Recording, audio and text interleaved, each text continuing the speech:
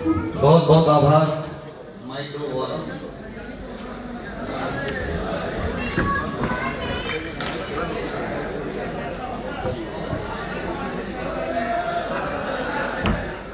आभार।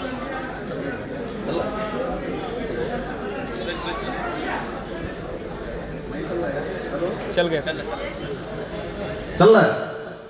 बहुत बहुत आभार, धन्यवाद, बहुत बहुत शुभकामनाएं। हमारे संचालक करणी सेना भारत के रीढ़ की हड्डी, हमारे छोटे भाई जो कार्यक्रम को संचालित कर रहे हैं, शिवेंद्र प्रताप सिंह उर्फ केटी, जो बुंदेलखंड की धरती पे पैदा तो हुए हैं लेकिन उत्तर प्रदेश नहीं समझे हिंदुस्तान में अपने कर्मों से, अपने यश और अपने प्रताप से अपने नाम को रोशन कर रहे हैं। ऐसे भाई को मैं हार्दिक धन्यवाद देना चाहता हूं। साथ साथ उस छत्राणी को भी धन्यवाद देना चाहता हूं। वो घड़ी मुझे याद है जब उसके आप दोनों की शादी में मैं उसको तलवार दे रहा था और कह रहा था कि अगर मेरा भाई क्षत्रिय पद से, क्षत्रिय धर्म से अगर विमुक्त होता है कि तलवार इसलिए दे रहा हूं कि उसकी मुंडी काट के और ये कहना कि पति परमेश्वर, अब मैं आपका साथ इसलिए छोड़ रही हूं कि आपने क्षत्रिय धर्म का पालन करना बंद कर दिया। और मैं धन्यवाद ज्ञापित करता हूं कि मेरा भाई वाकई में क्षत्रिय धर्म का पालन करता है। ऐसे केटी को शादी की सालगिरह के हार्दिक शुभकामनाएं। मंच पे उपस्थित हमारे बड़े भाई जो कह सकते हैं कि एक कोख से ईश्वर ने पैदा नहीं किया, मां भवानी मातेश्वरी ने पैदा नहीं किया, लेकिन उनके नाम के बिना वीरू सिंह अधूरा हो जाता है। कहते हैं नाम तो सनी है लेकिन वो हमारे लिए जय है। ऐसे सनी भाई को मैं, जो मेरे विषम परिस्थिति में कह सकते हैं मैं चेहरा हूं, मैं केवल चेहरा हूं, लड़ाई जो लड़ता है, ऐसे सनी भाई को मैं हार्दिक धन्यवाद और साधुवाद देना चाहता हूं। बहुत बहुत आभार ज्ञापित करना चाहता हूं। ईश्वर करे कि अगली बार हम लोग एक ही माँ के गर्भ से पैदा हो और जुड़वा पैदा हो और हमेशा लड़ते रहे कि कौन छोटा कौन बड़ा। ऐसे भाई को मैं धन्यवाद ज्ञापित करना चाहता हूं। करणी सेना भारत की नींव रखने में सबसे बड़ा योगदान जिन हमारी कोर टीम को है, जो विषम परिस्थिति में आज भी वीरू सिंह और करणी सेना भारत के साथ खड़े हैं, ऐसे प्रमोद सिंह लल्ला भैया को मैं प्रणाम करता हूं, नमस्कार करता हूं। मैं संतोष भैया को प्रणाम करता हूं, नमस्कार करता हूं। मैं अपने भाई प्रतीक सिंह को प्रणाम करता हूं, नमस्कार करता हूं। मैं महेंद्र सिंह को प्रणाम करता हूं। मेरे संगठन के डिजिटल माध्यम को हिंदुस्तान के सबसे बड़े प्लेटफॉर्म पे रखने का सबसे बड़ा कार्य करने वाले सतीश को मैं प्रणाम करता हूं, नमस्कार करता हूं। संगठन में सबसे कर्मयोगी, सबसे अच्छा काम करने वाले मैं ब्रजेंद्र सिंह तोमर को बहुत प्रणाम और नमस्कार करता हूं, जो वाकई में करणी सेना भारत को करणी सेना भारत बनाने में इन सभी भाइयों ने जो योगदान दिया, उनका मैं हार्दिक धन्यवाद, वंदन, अभिनंदन करना चाहता हूं। जिन भाइयों का नाम छूट रहा है वो बस इतना समझे कि वो जुबान पे नहीं, वो मेरे दिल में है, वो मेरी आत्मा में है, वो मेरे खून में है, वो मेरी नसों में है, वो मेरे रोम रोम में बसे हैं। ऐसे सभी करणी सैनिक को मैं प्रणाम करता हूं, नमस्कार करता हूं। मंच पे उपस्थित सभी करणी सेना के वीर पुरोधाओं को मैं प्रणाम करता हूं। मेरी माता जी को मैं प्रणाम करता हूं और मेरी माताओं बहनों को मैं प्रणाम और नमस्कार करना चाहता हूं। सभी जिला अध्यक्षों का नाम तो मैं नहीं ले पाऊंगा क्योंकि बहुत हमको लगता है कि पहला संगठन ऐसा है कि जिसके 100% जिला अध्यक्ष उपस्थित हैं कि नहीं है? सभी जिला अध्यक्षों को मैं प्रणाम करता हूं, नमस्कार करता हूं, साधुवाद देना चाहता हूं, आशीर्वाद देना चाहता हूं। और मैं एक भाई हैं हमारे महावीर सिंह जी, ये मेरे सामने आइए आप। विनोद सिंह महाबली, इनको जान लीजिए आप। और ये Guinness book of world record है इनके नाम से। ये समाज के ऐसे साथी हैं, ऐसे भाई हैं, ऐसे वीर हैं जिनको सरकार प्रमोट नहीं कर रही है। इनको लड़ने का, इनको अपने खेल कूद का आगे भविष्य में कार्य करने के लिए ब्रिजेश दादा, मैं बताना चाहता हूँ, ध्यान केंद्रित करना चाहता हूँ, आप वर्ल्ड रिकॉर्ड के नाम से Guinness book of world record है, लेकिन सरकारें इनको इसलिए प्रमोट नहीं कर रही हैं कि एक वर्ग विशेष से आते हैं। मुझे तकलीफ हो रही कहते हुए कि ऐसे महावीर जो हिंदुस्तान के लिए कई बार स्वर्ण पदक जीता है, आप यूट्यूब कर लीजिएगा, आप गूगल से पूछ लीजिएगा, मैं झूठ नहीं बोलता हूं, आप इस चेहरे को पहचानिए जो मेरे दाहिने तरफ खड़ा है। इनको सरकार इसलिए प्रमोट नहीं कर रही है कि एक वर्ग विशेष से आते हैं। मैं सरकार से कहना चाहता हूं कि मैं वादा भी करना चाहता हूं मंच के माध्यम से, जिस जाति में पैदा हुए हैं वहां पे प्रमोशन की जरूरत नहीं है, हम सरकार का प्रमोशन और डिमोशन करते हैं। करते हैं कि नहीं करते हैं? और वादा करते हैं, समाज से वादा लेते हैं, इस भाई का प्रमोशन अपना समाज करेगा कि नहीं करेगा? करेगा कि नहीं करेगा? इनका अकाउंट नंबर जारी किया जाएगा, ध्यान से सुन लीजिएगा सभी लोग, मंच पे भी जितने माननीय लोग हैं, आप लोगों का योगदान मैं विशेष रूप से देखूंगा। मैं इसलिए कह रहा हूं, पहली बार मैं मंच से किसी के लिए योगदान की बात कह रहा हूं, आप लोग कभी सुने नहीं होंगे। अगर वीरू सिंह किसी के लिए कह रहा है तो समाज को कोहिनूर होगा, तभी कह रहा है। ये पता है कि नहीं आप लोगों को? आप लोगों के बीच जल्द ही इनका अकाउंट नंबर जारी किया जाएगा, और इतनी धनराशि जरूर डालिए कि इतिहास रचा जाए। रचा जाए कि नहीं रचा जाएगा? तुम्हारा समाज तुम्हारे साथ खड़ा है मेरे भाई, तुम्हारा भाई खड़ा है, और इतने नहीं लाखों करोड़ लोग खड़े हैं तुम्हारे लिए। मैं मंच के माध्यम से कहना चाहता हूं कि यहां से जाने के बाद आपको जरूरत नहीं पड़ेगी किसी के सामने हाथ फैलाने की, आप देने की स्थिति में रहेंगे, ये वादा कर रहा हूं आपसे। आभार, धन्यवाद आपकी रजनी। मंच पे उपस्थित हमारे बड़े भाई, हमारे परम आदरणीय हमारे दादा ब्रजेश सिंह रजावत जी को मैं विशेष आभार व्यक्त करना चाहूंगा। कहते हैं कि मैं भैया को एक फोन अगर कर दूं कि आपको आना है या यहाँ जरूरत है, तो हमको लगता है कि रात के 2 बजे 3 बजे 4 बजे भी वही रिस्पांस रहता है जो मेरे घर के गार्जियन का होना चाहिए। इसलिए मैं भैया आपको प्रणाम करता हूँ, नमस्कार करता हूँ। मंच पे उपस्थित हमारे सभी युवा साथियों को मैं प्रणाम करता हूँ। मेरे दाहिने तरफ मेरा भाई सीतापुर से आया है अभिषेक, इसकी पूरी टीम को मैं साधुवाद देना चाहता हूँ।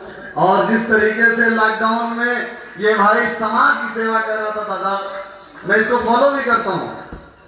मैं अभिषेक तुमको साधुवाद देना चाहता हूँ, तुम्हारे कार्य वाकई में बहुत अच्छे हैं। और ईश्वर करे कि 2022 की विधानसभा में तुम विधानसभा में मुझे दिखो, मैं ये चाहता हूँ। और मैं दीपक यादव जी को बहुत बहुत आभार धन्यवाद ज्ञापित करना चाहता हूँ कि आप जिला पंचायत सदस्य बनिए और बुलंदशहर से जिला पंचायत अध्यक्ष बनिए, यह भी मैं चाहता हूँ। मैं धीरेन्द्र सिंह जी को बहुत बहुत आभार व्यक्त करना चाहता हूँ, राष्ट्रीय संरक्षक जी। देखने से बुजुर्ग प्राणी हैं लेकिन बहुत नौजवान साथी हैं, बड़े भाई हैं हमारे। एनर्जी कहाँ से लोग आती है मुझसे पूछते हैं, तो एनर्जी के जो एटम बम है ये यही है हमारे। मैं धन्यवाद ज्ञापित करना चाहता हूँ लल्ला भैया को, और मैं संग्राम सिंह को भी, खूबसूरत पर्सनालिटी को भी धन्यवाद ज्ञापित करना चाहता हूँ। लखनऊ के हमारे भाई हैं, बहुत लोग हैं जिनको मैं नाम से, चेहरे से, सबसे पहचानता हूँ, लेकिन समय कम है। मेरे पारिवारिक कुछ लोग हैं जो हमारे पारिवारिक संबंध के हैं। अजय भैया हैं, उनको मैं प्रणाम करता हूँ, मुंबई से चल के आए हैं हमारे लिए। मैं ऐसे अजय भैया को भी प्रणाम करना चाहता हूँ, और मैं चाहूंगा कि आप मंच पे आइए और मैं आपको एक माला पहनाऊंगा। मुंबई से आए हैं, इसके लिए बहुत बहुत आभार है आपका। ये अजय पांडे जी हैं। कौन कहता है कि राजपूत करणी सेना या करणी सेना जातिवाद करती है? कौन कहता है? हम लोगों ने वो सोच बदल दी लोगों की, जो ये कहते थे कि कि करणी सेना केवल राजपूतों का संगठन है। सोच को बदला गया कि नहीं बदला गया? सभी समाज के लोग, सभी जात के लोग आज हम लोगों के बीच हैं। मैं भैया को चाहूंगा, बहुत बहुत आभार।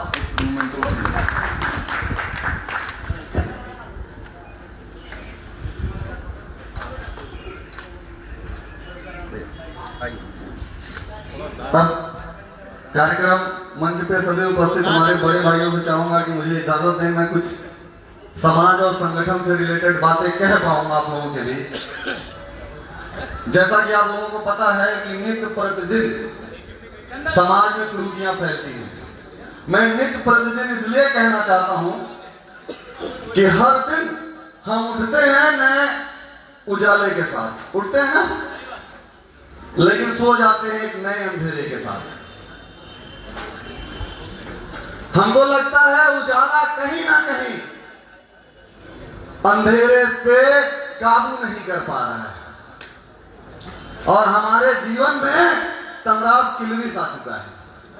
शक्तिमान देखे रहे होंगे आप लोग, वो कहता था अंधेरा कायम रहे, कहता था ना, बचपन में हम लोग देखे हैं, आप लोग भी देखे होंगे।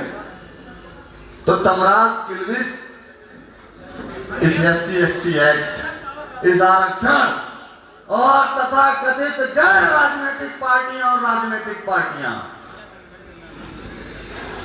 ध्यान से सुनिए, ये वीरू सिंह के माध्यम से बात नहीं कही जाएगी। आज हिंदुस्तान के सभी सवर्णों की बातें मैं अपने मुख से, अपने मुखार बिंदु से कहूंगा। कुछ ऐसी कठोर बातें जिसको सरकार को सुनना पड़ेगा, ऐसी कुछ कठोर बातें जो हमारे समाज के बड़े आताताई हैं उनको सुनना पड़ेगा। ऐसे लोगों को कहीं ना कहीं अपने अंदर परिवर्तन लाना पड़ेगा। शुरुआत करते हैं 2018 में, जब देश में एक काला कानून बन रहा था, पुनः समीक्षा हो रही थी। सुप्रीम कोर्ट ने कहा कि 100 में से 93 मुकदमे फर्जी होते हैं SC/ST एक्ट के, और सुप्रीम कोर्ट ने एक आदेश लाया 2018 में, SC/ST कानून को काला कानून घोषित करके उसे खत्म कर दिया। फिर वोट बैंक की राजनीति, वाह रे वोट बैंक, वाह रे वोट बैंक की राजनीति, और वाह रे मेरे समाज के बड़े भाइयों, छोटे भाइयों, सेल्फी वालों, हेलो आ जाओ, आ जाओ, बाद में सेल्फी खिंचवाना, क्योंकि समाज की सेल्फी बाद में होनी चाहिए। बातें अगर सुनने आए हैं, जो अगर आप लोग बातें सुनने आए हैं तो ठीक है, फोटो खिंचाने आए हैं, साफा खिंचाने आए हैं तो ऑनलाइन खरीदिएगा, इसको पैसा खर्च करिएगा, तब फोटो का मजा आएगा। आगे बैठ जाइए, क्योंकि मेरा पारा बहुत जल्दी चढ़ जाता है। अगर आए हैं, मीटिंग में आए हैं, समाज के उत्थान में आए हैं, तो जरा सा उत्थान करिए, पेट का उत्थान बाद में हो सकता है।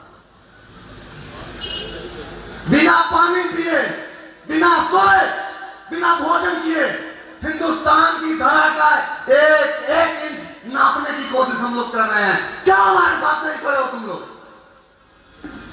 पूछते हो कि तुम खाए, तुम सोए, कौन पूछेगा?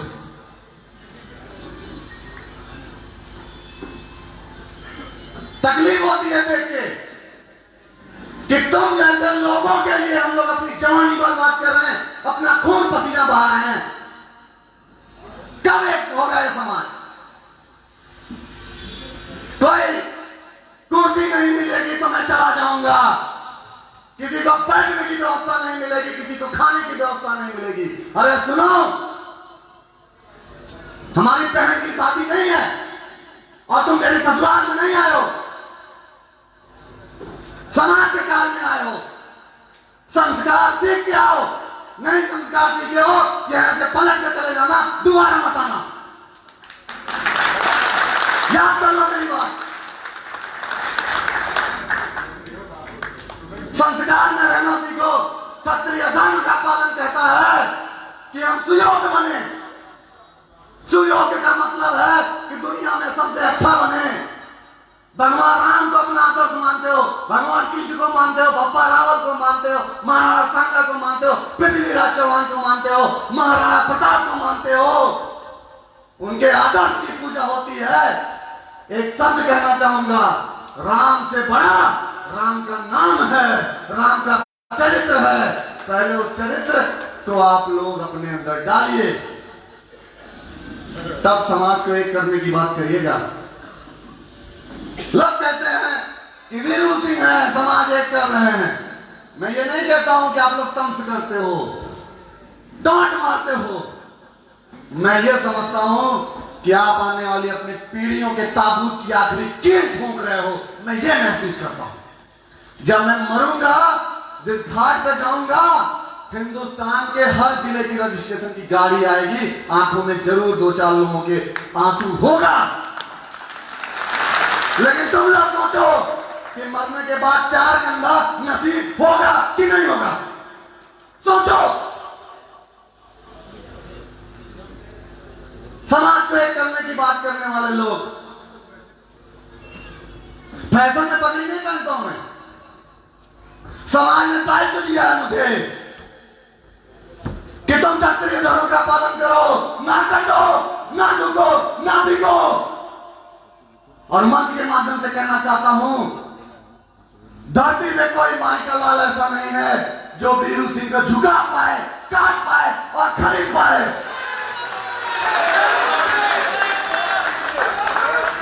ऐसी कोई नोट नहीं बनी जो वीरू सिंह के वजूद और चरित्र को खरीद ले। ऐसी कोई तलवार नहीं बनी जो मुझे काट पाए। ऐसा कोई इंसान नहीं बना जो मुझे झुका पाए। मैं अपने आप में खुद को सरकार समझता हूं, इसलिए नहीं घमंड से कह रहा हूं। मेरे एक और से सरकार बनती है और बिगड़ती है। मेरे सामने हजारों सरकारें खड़ी हैं, बैठी हैं कि नहीं बैठी हैं? खुद को सरकार बनने की कोशिश करिए। जिस दिन अपने को सरकार महसूस करेंगे, गर्व की अनुभूति वाला सरकार, घमंड को तो दूर दूर तक अपने पास मत आने दीजिएगा। जिस दिन घमंड आ जाएगा, उस दिन आपका वजूद खत्म हो जाएगा, आपका सिस्टम खत्म हो जाएगा, आप खुद में खत्म हो जाएंगे। क्या जरूरत है? गाजियाबाद से हमारे समाज की बहनें बेटियां आई हैं, कोई मुंबई से आया है, कोई सूरत से आ गया वो लड़का, उत्तर प्रदेश के एनसीआर से आया, बुलंदशहर से, जितना भी जिला नाम ले लो, ये आप लोगों के लिए आए। कोई जाता है क्या इनके? घर से निकलोगे नहीं और समाज को एक करने की बात करोगे। कुर्सी नहीं मिल रही है, तकलीफ हो जा रही है।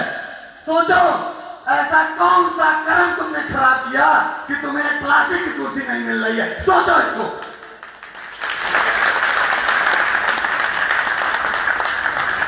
अरे कुर्सी चाहिए, जाइएगा दुकान पे 500 रुपए की मिलती है, खरीदिएगा और जब तक मन करेगा पिछवाड़ा रख लीजिएगा, कोई तकलीफ नहीं।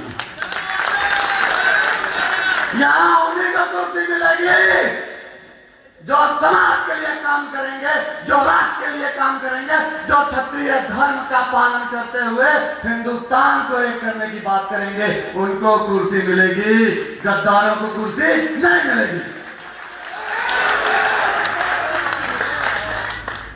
खरीद लो अपने बाप दादा की काली कमाइयों से कुर्सी नहीं। कहते ना कि वो सिंहासन खरीद लो इंद्र वाला, बैठो, मरने के बाद वहीं पे रह जाओगे, सड़ के मर जाओगे, कंधा देने वाला नहीं मिलेगा। लेकिन यहाँ पे जितने भाई अगर इत्तेफाक से इनकी मौत होती है ना, तो हजारों लोग इनके लिए, इनके कंधा देने के लिए तत्पर रहेंगे, तैयार रहेंगे। ये कमाई किया जा रहा है। समाज में कुरीतियों पे लोग डिस्कस करते हैं। भैया, कुरीतियां खुद के अंदर कितनी हैं, इसे मंथन करने का समय कब आएगा? तब आएगा। मेडिकल साइंस कहता है कि 54 साल उम्र है, मैं मानता हूं 60 साल। और हिंदुस्तान का कोई ऐसा मानवीय प्राणी नहीं है जो दिन में 8 घंटा ना सोता हो। सोता है कि नहीं सोता है? जिंदगी का 1/3, 60 साल का 20 साल तो सो के खत्म कर देता है, बचा 40 साल। ऐसी सरकारें हैं जहां पढ़ाई करा करा के नौकरी नहीं देना उनको, लेकिन पढ़ाना ही है। 25 साल पढ़ाई में खत्म कर दिया कम से कम, बचा 15 साल, 5 साल लैपटॉप बैग, वहां वही बैग जो कहते हैं उत्तर प्रदेश के मुख्यमंत्री के हमने दिया तभी लोग लैपटॉप देखे, वही लैपटॉप जो आज तक कोई नहीं देखा था, उन्हीं की वजह से देखा। वही बैग लेके हम लोग 5 साल घूमते हैं। बहुत बीटेक एमबीए किए हुए बच्चे यहाँ पे हैं जिनको नौकरियां नहीं मिलती हैं। 15 साल में बचा 10 साल। 5 साल किससे शादी करें किससे ना करें इसमें बीत जा रहा है, और 5 साल बीवी से झगड़ा करने में खत्म हो जा रहा है। एक भी मिनट अपने लिए कोई जिया हो तो मुझे बता कैसे, और मेरी कैलकुलेशन अगर गलत है तो फिर मोदी बन जाए, योगी बन जाए, देश का प्रधानमंत्री बन जाएगा। 5 साल बड़ी मेहनत कर लेगा, वो झगड़ा नहीं कर पाएगा। हाँ, सोचिए अपने जीवन का कुछ अपने मित्र के लिए आप देंगे, समाज के लिए देंगे, और अपने से जुड़े जितने भी लोग हैं सबके लिए आप कुछ ना कुछ करेंगे। जो जाति, जो राजपूत समाज, जो सवर्ण समाज की टाइटल लगती है क्षत्रिय, ब्राह्मण, वैश्य, मरने से पहले, जिंदा होने के बाद और मरने के बाद तक जो टाइटल हमारे साथ भैया लगी है, क्या हमारा फर्ज नहीं बनता है कि हम उसके लिए कुछ काम करें? जो हमें पहचान दे रही है, जो लोगों से जोड़ रही है, उसके लिए करने का समय आ गया है। हम उदाहरण हजारों देते हैं कि हमारे समाज में महापुरुष हजारों पैदा हुए, लेकिन आने वाली पीढ़ियां किसका उदाहरण देंगी? वही उदाहरण देंगी कि हमारे समाज में बप्पा रावल, महाराणा प्रताप, राणा सांगा, पृथ्वीराज चौहान। भाई यहाँ पे कोई राम सिंह चौहान है वो बने, महेंद्र सिंह है, सनी सिंह है, ब्रजेश राजावत जी हैं, अन्य जितने लोग हैं, ये लोग भी तो समाज का उदाहरण बनेंगे अगर अच्छे कर्म करेंगे। बनेंगे कि नहीं बनेंगे? आप लोग को भी तो बनना पड़ेगा ना। अलकायदा क्या है? अलकायदा एक आतंकवादी संगठन है जो पूरे दुनिया में बैन है, लेकिन वो कहीं बम नहीं फोड़ता है। कहां फोड़ता है? कहां फोड़ता है बताओ? सबसे ज्यादा बम कहां फोड़ता है? हिंदुस्तान में। क्यों फोड़ता है जानते हो? हमारे पास सिस्टम तो खूब है। जैसे विधायक जी ने कहा भैया कि हम लोग डिजिटल हैं, फिजिकल नहीं। हम डिजिटल हैं, लेकिन हम आरक्षण रोगी भी तो हैं। पता चले जहां कुत्ते को सूंघना है वहां आरक्षण वाला नाक से ही सूंघने लगे तो बम थोड़ी ना पहचान पाएगा। वो तो दगेगा ही ना, दगेगा क्यों नहीं दगेगा? उसको पता ही नहीं है कहां सेंसर डालना है और कहां नाक डालनी है।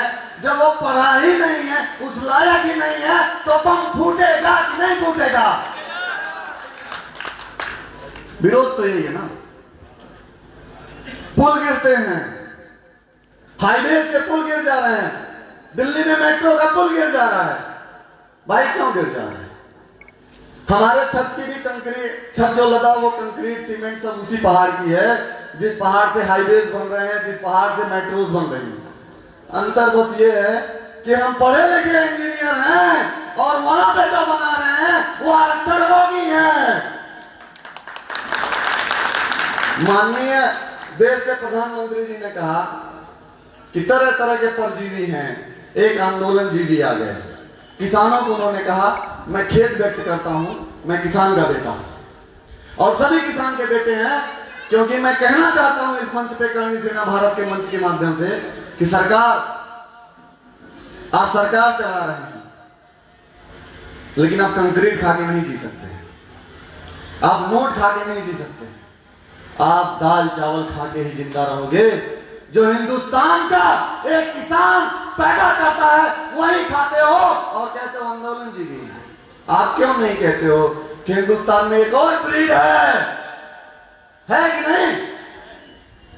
आरक्षण भोगी ब्रीड, आरक्षण जीवी ब्रीड, वो ब्रीड जिनका रेबीज हिंदुस्तान के सवर्णों के खून में ऐसा मेल्ट किया जा रहा है, या तो वो आत्महत्या कर रहे हैं या तो फ्रस्ट्रेशन में होके कहीं पे साधु सन्यासी बन जाए।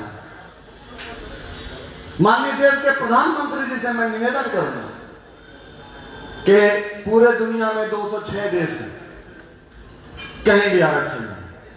आप गूगल कर लीजिएगा, गूगल बाबा को आप लोग मानते हैं, पूछिएगा। हिंदुस्तान इकलौता देश ऐसा है जहां पे आरक्षण है। वो क्यों है? आप लोग पढ़िए। इसलिए कि यहां हिंदुस्तान में जातीय धर्म की राजनीति है, यहां डेवलपमेंट की राजनीति नहीं है, यहां एजुकेशन की राजनीति नहीं है, यहां पे केवल और केवल जाति और धर्म की राजनीति है। हिंदुस्तान का संविधान कहता है कि 10 साल के लिए आरक्षण लागू हुआ। सबको पता है कि 10 साल के लिए ये तो पुरानी बातें हैं, लेकिन किसी को ये पता है कि आरक्षण लागू होने की जो प्रणाली हिंदुस्तान में है वो गलत है? किसी को ये पता है? आरक्षण की प्रणाली केवल वोट में है, नोट में है और नौकरी में है। आरक्षण की प्रणाली क्यों मर जाती है कि जब एक ठाकुर की शादी शेड्यूल कास्ट में भाग के करा दी जाती है, वहां आरक्षण क्यों नहीं लागू हो रहा है?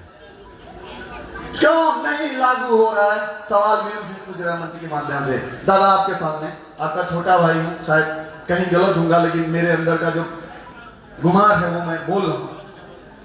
आरक्षण क्यों लागू नहीं है? पेट्रोल में, पेट्रोलियम में क्यों नहीं लागू है? हम 100 रुपए में खरीद रहे हैं, हमें तकलीफ नहीं, उनको फ्री में दो। उनको फ्री में चाहिए कि नहीं चाहिए? चाहिए कि नहीं चाहिए? मैं मांग करता हूं, मैं वीरू सिंह सरकार से मांग करता हूं, मैं 100 रुपए में पेट्रोल लूंगा गर्व से, उनको फ्री में दो, उनको भैया फ्री में चाहिए, उनको फ्री में दो। मैं हवाई जहाज का टिकट 10,000 रुपए में लूंगा, उनको फ्री में टिकट दो। 2 टिकट मैं ट्रेन में दोहरे दाम पे टिकट लूंगा, लेकिन वो ट्रेन फ्री दो। क्रिकेट में मैं छक्का ही मारूंगा, उनको 100 रन छक्के के दो। मैं मांग करता हूं, मैं मांग करता हूं कि मैं 1 लाख वोट पाऊं, मुझे हरा पाओ, उनको 10,000 वोट पाऊं को विधायक बनाओ। मैं मांग करता हूं। क्यों? गलत तो नहीं मांग कर रहा ना? जिताओ उनको, मुझे विधायक नहीं बनना, मुझे हारना है, मुझे सांसदी हारनी है, उनको जिताओ, जिताओ उनको। वो शून्य वोट पाते हैं, उनको विधायक बना दो, उनको कैबिनेट मंत्री, उनको राष्ट्रपति बना दो, बनाओ। चलो, समाज तैयार है कि नहीं तैयार है? उनको दे दो। मेरा खून लाल है, उनका सफेद कर दो। नहीं, मैं नहीं मानूंगा। मेरा उनका लाल कैसे फिर हो सकता है? आरक्षण है, क्यों? हमारा लाल है, हम आरक्षण नहीं पा रहे हैं। अगर वो आरक्षण पा रहे हैं तो खून निकले तो पीला और सफेद दिखे, काला दिखे। मैं नहीं मानूंगा, नहीं दूंगा आरक्षण का। क्यों? है ना? एक इंदिरा गांधी के लिए मैं इसलिए मांग कर रहा हूं, एक आदमी की मांग माननी चाहिए देश में। देखिए मैं क्यों इसको कह रहा हूं। एक इंदिरा गांधी की शादी फिरोज खान से हो जाए, उस इंदिरा गांधी के लिए कांग्रेस गवर्नमेंट ने एक कमिटमेंट लाया, एक संविधान में परिवर्तन लाया, एक कानून बनाया, अंतरजातीय मैरिज एक्ट, और इंदिरा गांधी की शादी फिरोज खान से करा के उसे गांधी बना दिया गया। एक के लिए इतना बड़ा कानून, तो वीरू सिंह के लिए कानून चाहिए। नहीं मोदी जी, मुझे जिद है, आप दो मुझे, मैं छोटा बच्चा हूं आपका, मैं बेटा हूं। एक बेटा अपने बुजुर्गों से मांग करता है कि उनको पेट्रोल फ्री में दो। नानी मर जाएगी, खटिया खड़ी हो जाएगी, सरकारें बदल जाएंगी, सिस्टम परिवर्तित हो जाएगा, लोग बेघर हो जाएंगे, सड़कों पे आ जाएंगे। लेकिन गर्व से कहता हूं, शब्दों को ये नोट कर लीजिएगा, राजपूताना तब भी रहेगा, क्योंकि वो था, वो है, वो रहेगा।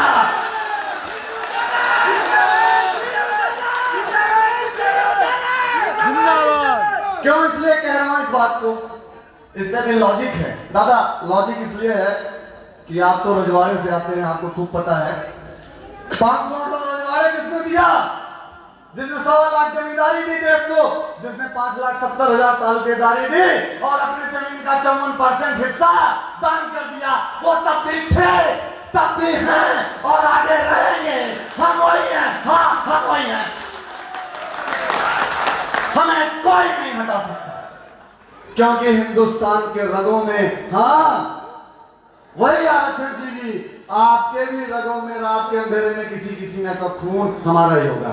डीएनए चेक करा लीजिएगा, क्योंकि तुम्हारे जगजीवन राम जी ने कहा था, देश के गृह मंत्री ने कहा था कि सफल होना है तो रात के अंधेरे में अपने घर के दरवाजों को खोल दो,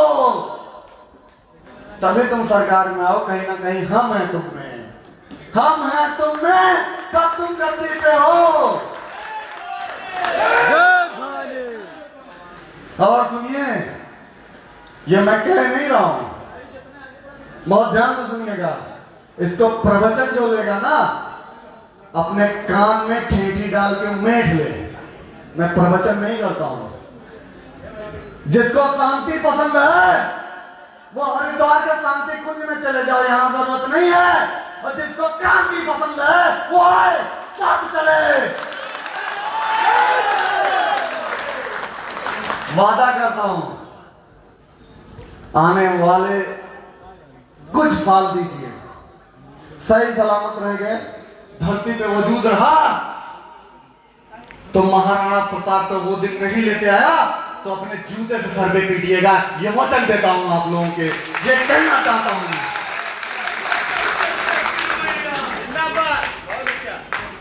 जो इंसान, मैं फिल्म का डायलॉग बोलता हूं, ये हमारे घर में हम भी बोलते हैं, लोग भी सुनते होंगे, जिंदगी 4 दिन की है। जानते हैं ना, एक मुहावरा है, जिंदगी 4 दिन की है, बोला जाता है ना। तो मैं ये समझता हूं, आप लोग भी समझ लीजिएगा, ज्ञान बाबा वीरूदास का लेके जाइएगा कि जिंदगी 4 दिन की है, 3 दिन तो हम जी चुके हैं, आज जो जी रहे हैं वही आखिरी दिन है, इसलिए खुल के जियो, जियो खुल के जिएंगे कि नहीं? खुल के जिएंगे और खोल के मारेंगे, खोल के अधिकार को लेंगे, ये भी बताना चाहता हूं। क्या करोगे? जेल में डाल दोगे, नौकरी वैसे नहीं मिलनी है, और नौकरी नहीं मिलनी है तो हमारे कुमारों की शादियां नहीं होती हैं बेचारों को। सरकार हम लोगों की जनसंख्या को नियंत्रित करना चाहती है। यह बहुत बड़ा प्लान है सरकार का कि तुम्हें नौकरी नहीं देगा कोई, तुम्हें छोकरी नहीं देगा। जब छोकरी नहीं देगा तो तुम्हारा आने वाली पीढ़ियां खत्म हो जाएंगी। लेकिन मैं कहना चाहता हूं सरकार से, तुम्हारे सरकार में बैठे लोग हमारे बाप दादाओं की ही देन है कि नहीं है?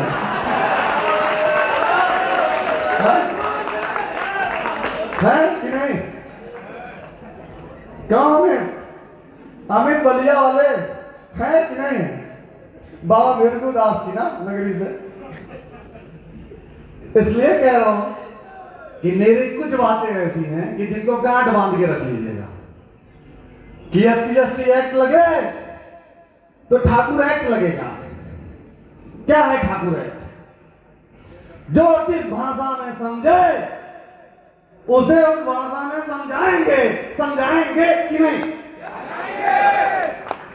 समझ आ गया कौन सा एक्ट है? आ गया ना?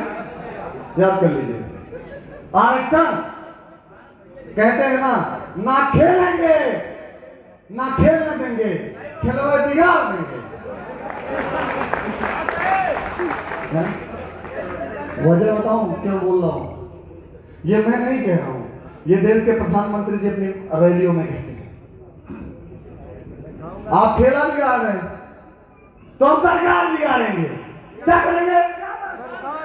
सरकार बिगाड़ेंगे। नहीं, हमारे समाज का कोई विधायक होगा, ठीक, तुम्हारे भी समाज को नहीं होने देंगे, नहीं होने देंगे ना।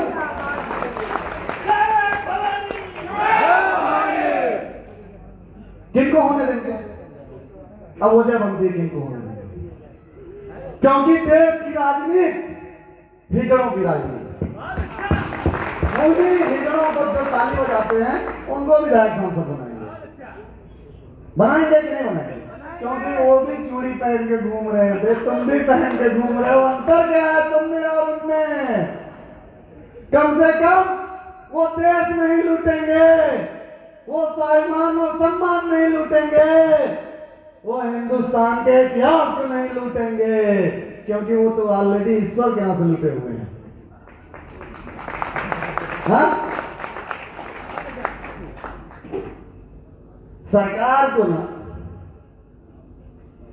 सीआरपीसी आईपीसी पढ़ने नहीं आती है, इंडियन पेनल कोड की कोई धाराएं उनको आती ही नहीं। कानून तो लिखा गया, फ्रीडम ऑफ स्पीच की भी बात है, आर्टिकल 16 आर्टिकल 19 कि हम कुछ भी बोल दें, कुछ भी कह दें, हमें बोलने का अधिकार है, हमें कहने का अधिकार है। हिंदुस्तान में मनुस्मृति को फाड़ के जलाया जाता है, टॉयलेट किया जाता है, मंदिरों को तोड़ा जा रहा है, मूर्तियों को टॉयलेट करके उनके ऊपर टॉयलेट किया जा रहा है। क्या वहां पे कानून नहीं लगता है क्या? और गलती से तथाकथित महापुरुष हैं, उनके पेंट को भी स्क्रैच कर दोगे तो हिंदुस्तान में एनएसए लग जाता है। भाई मेरे, भगवान राम, भगवान कृष्ण और जितने 33 कोटि देवी देवता हैं हमारे सनातन धर्म में, क्या वो बेकार है? सवाल बनता है कि नहीं बनता है? बनता है। ये आज के आधुनिक लोगों, मॉडर्न लोगों, जब कुछ नहीं होता है, आपके जेब में एक फूटी कौड़ी नहीं होती है, तो बीवी बच्चों परिवार के साथ आप मंदिर में जाते हो, मत्था टेकते हो और कहते हो हे ईश्वर मुझे उस लायक करिए, मुझे धन दौलत दे दीजिए। जब हमारे पास ईश्वर की मेहरबानियां होती हैं, धन दौलत आ जाता है। हरराज सिंह जी ध्यान से सुनिएगा, आपके लिए भी स्पेशल है। धन दौलत आ जाता है और हम एक बढ़िया सी मर्सिडीज गाड़ी ले लेते हैं, सोना पहन लेते हैं, बड़ा सा जूता, रेमंड का चश्मा और सूट बूट में हो जाते हैं और परिवार को बिठाते हैं बगल में और गाड़ी से जाते हैं, मंदिर के दरवाजे पे उतरते हैं, जूता निकालते हैं, पता नहीं निकालते हैं कि नहीं निकालते हैं, क्योंकि गर्मी आ चुकी होती है, जाते हैं, ईश्वर को साधारण प्रणाम करते हैं और 5,000 रुपए का पैकेट वहां पे चढ़ा के आते हैं। अरे बेवकूफ, शर्म के मारे डूब मरो। अरे जिसको ईश्वर भिखारी से राजा बनाया तुम उसको देने जा रहे हो। अरे हम उसी खून में पैदा हुए हैं, उन्हीं मानवीय ईश्वरों के ब्लड में पैदा हुए हैं। हम राजपूत हैं, हमने दिया है, हमने कभी मांगा नहीं है, ना तुम्हारी औकात है हमें दे पाओगे। है सरकार की औकात हमको देने की? नहीं दे सकती, क्योंकि उनकी औकात केवल हमसे मांगने की है। आज भी हम बाबू साहब हैं, आज भी हम लंबरदार हैं, आज भी हम ठाकुर साहब हैं, आज भी हमारे कौम के लोगों के आगे महा लिखा जाता है। लेकिन रात के अंधेरे से संतुष्टि ना पाके दिन के उजाले में भी सिंह लिखना शुरू कर दिए।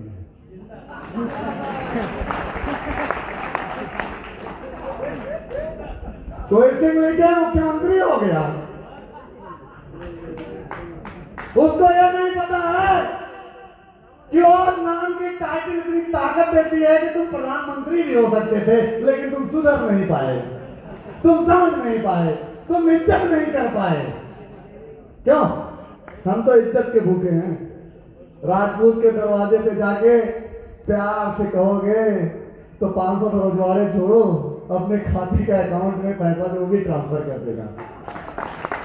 कह के तो देखो, आज भी हम दरबार कहे जाते हैं, इसलिए नहीं कि हमारे यहां दरबार लगता था, इसलिए कि कि हमारे यहाँ उस दरबार में किसी भी जाति, धर्म, किसी भी मजहब की बेटी को अगर छोड़ दिया जाता था तो जब उसका पिता लेने आता था, अगर लेट हो जाता था तो दामाद और बेटी के पुत्र के साथ मिलता था। यह किया है राजपूतों ने, शादियां करवाते थे। कोई जाना इसको? 1975 में एक ब्रीड आया इस देश में, फिल्म इतिहास के कुछ चूतिया, चिंदी चोर, हरामजादे अब पैदा हो गए, यहाँ पे हरामखोर पैदा हो गए, भाड़ पैदा हो गए, जिन्होंने 1975 में एक पिक्चर रिलीज करी, शोले, ये हाथ मुझे दे दो ठाकुर। डायलॉग सुना होगा आप लोगों ने, सुना ना? इत्तेफाक सोचिए, ये हाथ मुझे दे दो ठाकुर, क्या कौन रहा है ठाकुर से? गब्बर से। आप लोगों ने कभी फील किया? नहीं किया होगा, मैं करा रहा हूं। गब्बर सिंह कहता है ये हाथ मुझे दे दो ठाकुर, ठाकुर कहता है नहीं दूंगा। उसके बाद गब्बर सिंह तलवार लेके हाथ को ठाकुर के काट देता है, काटता है। लेकिन उतने टाइम सनी सिंह, प्रमोद सिंह लल्ला, संतोष सिंह, प्रतीक सिंह या वीरू सिंह जैसा कोई नौजवान समाज का बेटा होता और डायरेक्टर प्रोड्यूसर की टांग और हाथ दोनों काट लिया होता तो क्या होता? बताओ ना क्या होता? तब ये कहता कि बिना डायरेक्टर के हाथ के डायरेक्शन होगा कैसे? कट कट कौन बोलेगा यहाँ? कट कट का मतलब हाथे काट लिया है लोग हमारा, बताओ। इत्तेफाक है। उसके बाद भी ठाकुर साहब कितने जबरदस्त, उनका हाथ नहीं। फिर उन्होंने गब्बर सिंह को कैसे मारा पिक्चर के अंत में, आप लोगों ने देखा था? बताइए, देखे कि नहीं? जी, जय और वीरू। पैर से रगड़ रगड़ के मारा। कैसे मारा? नुकीली कीलियां लगा के जूतों में बेदर्दी से, बेरहमी से मारा। वही बेदर्दी और बेरहमी मेरे समाज के कुछ युवाओं को करना पड़ेगा। हाँ, मैं चैलेंज करता हूं और सोशल मीडिया के प्लेटफॉर्म, मीडिया बंधुओं के सामने भी एक बात कहना चाहता हूं। समाज के तरफ गलत नजर, समाज के साथ गद्दारी और हमारी बहन बेटियों के साथ कोई बदतमीजी करता है, उसका हाथ काटो, पैर काटो, आंख छोड़ो, जो भी मुकदमा होगा मैं लड़ूंगा, वादा है मेरा।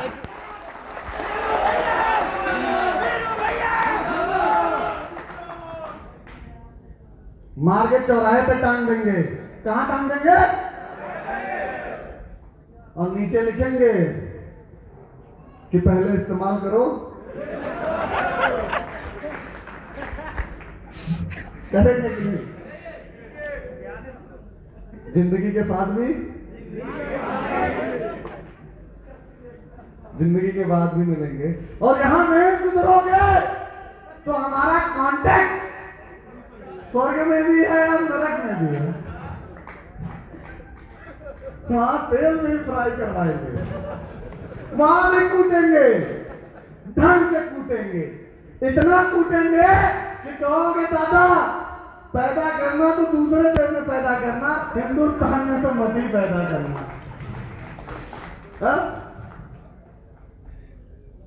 क्योंकि परिवर्तन का ही साक्षात उदाहरण राजपुत्र हैं धरती पे, है कि नहीं?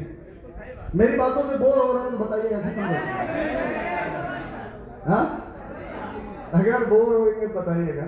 कुछ ऐसी बातें हैं अभी जो बची हुई हैं और मैं ब्रजेश भैया से प्रार्थना करूंगा कि मैं कंटिन्यू करूं। कुछ चीजें ऐसी हैं कि समाज में कुरीतियां, सबको दामाद चाहिए,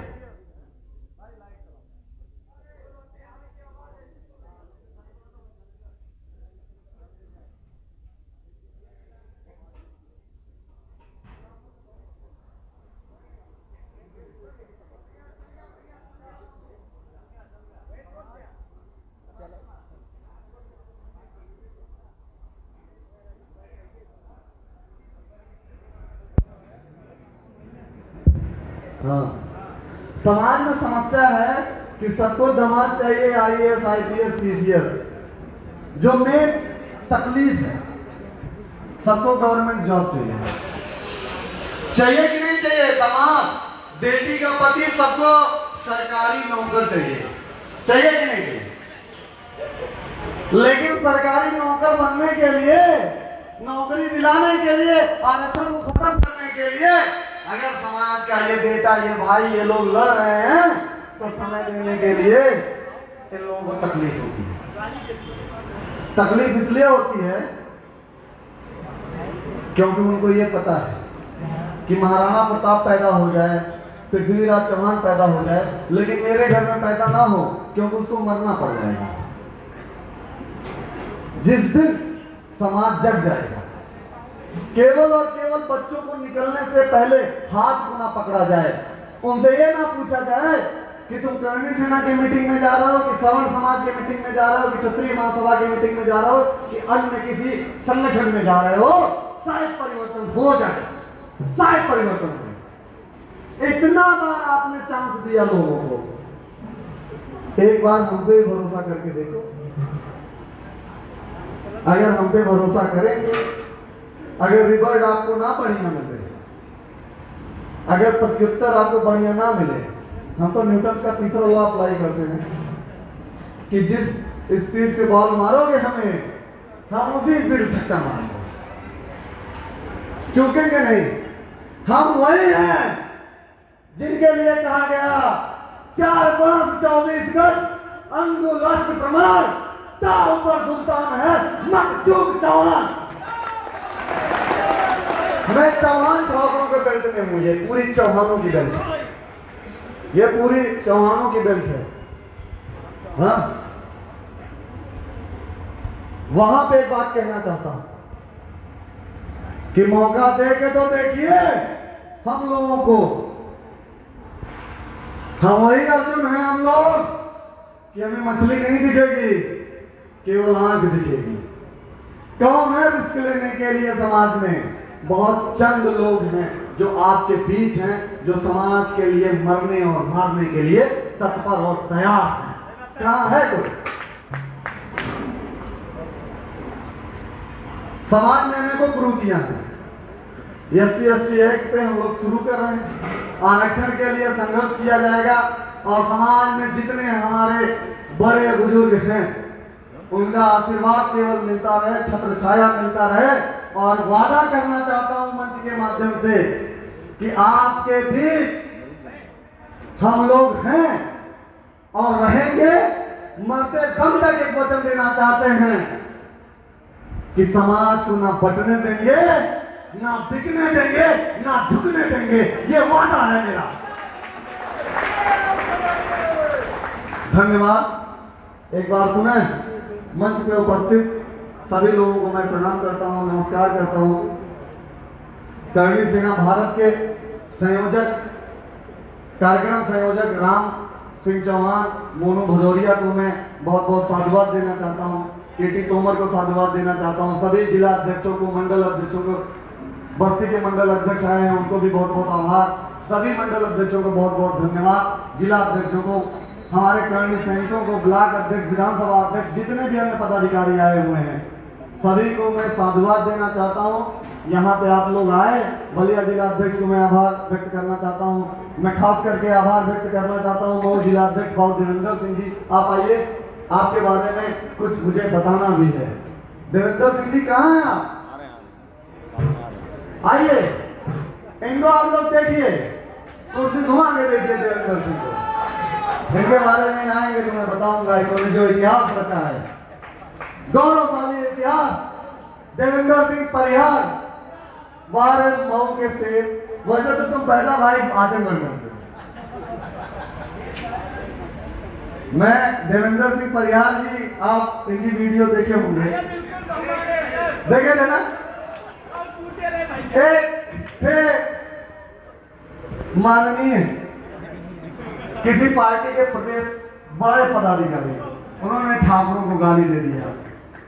ठाकुर साहब ने राइफल के बाट ऐसा कूटा कि BHU में एडमिट हो गए। वाह देवेंद्र सिंह जी, ऐसे भाइयों पे मुझे फक्र है, गर्व है। तुम्हारे लिए यार जेल की कोठरी नहीं, जेल को उठा दूंगा, ये वादा है मेरा। तुम्हारे सम्मान में ये जान जाती है तो जाने दो, लेकिन तुम्हारे आन मान सम्मान के लिए कुछ भी करने के लिए करने से ना तत्पर है।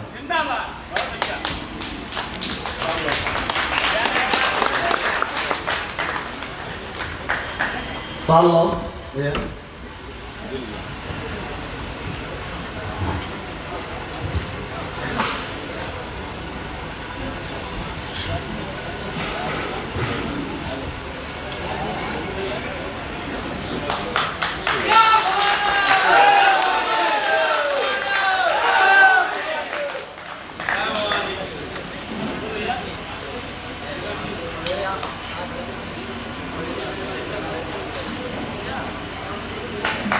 बहुत बहुत हार्दिक धन्यवाद बाबू देवेंद्र सिंह परिहार जी।